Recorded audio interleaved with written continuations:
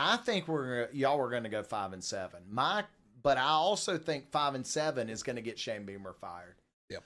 I think that the loss to Clemson is what's going to put over the edge. My thought on this, and I want to know your opinion because you're more into it than me, but I feel like if you guys don't at least win 7 games, he's going to lose his job. And I think that 7 games has to include a win against Clemson.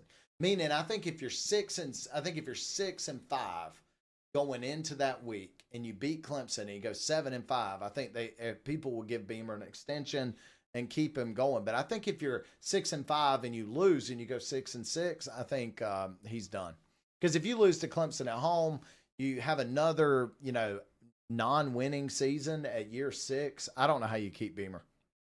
Shane Beamer has been here for 6 years, and it feels like it's only been 3. We've given him resources. He's brought in some of the best classes that you could bring in. I mean, we had the Defensive Player of the Year in the entire college football platform in 24 with Kyle Kennard, and it's the best. Dylan Stewart. I mean, he's bringing in talent. And that's why I think we have as good a year as I'm saying we're going to have. He knows he's about to get fired.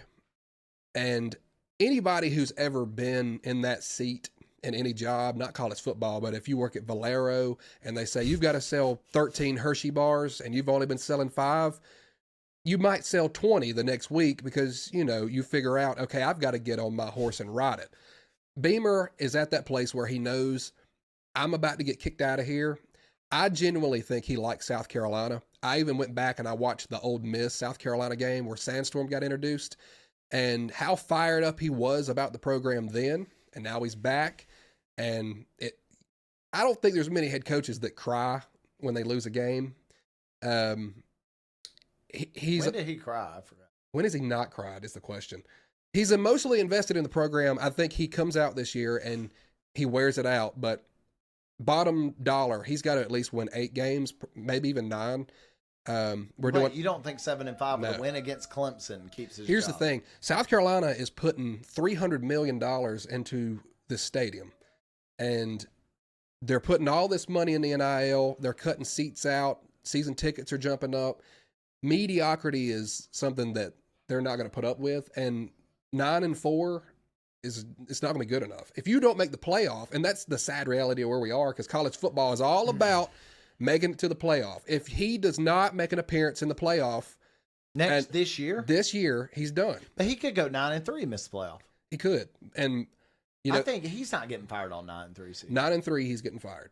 He could win. He could win the bowl game, be 10-3, and South Carolina is sending him packing. That's you honestly think at 10-3 he could go home? Ask the casual fan who really doesn't give a crap, because it doesn't matter. People like me who pull home 30 to 50 a year and isn't donating to the school, my opinion doesn't matter anymore.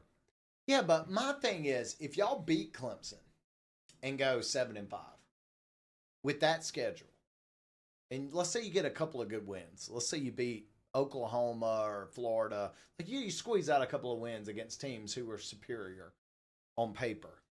You don't think he can sell that to the boosters as like, hey, we're getting somewhere. It's or more do you than think that. Because Sellers is done, it's going to feel like Clemson last year. We lost everybody. Well, I don't think that's going to be a problem. Yeah, I don't know if Landon Duckworth is going to be as good as Lenore Sellers, but we have people coming in, and he's proven time and time again that he can bring in a class that can perform. I mean, Ryan, that's not the problem. Check. How many people named Landon have been good quarterbacks?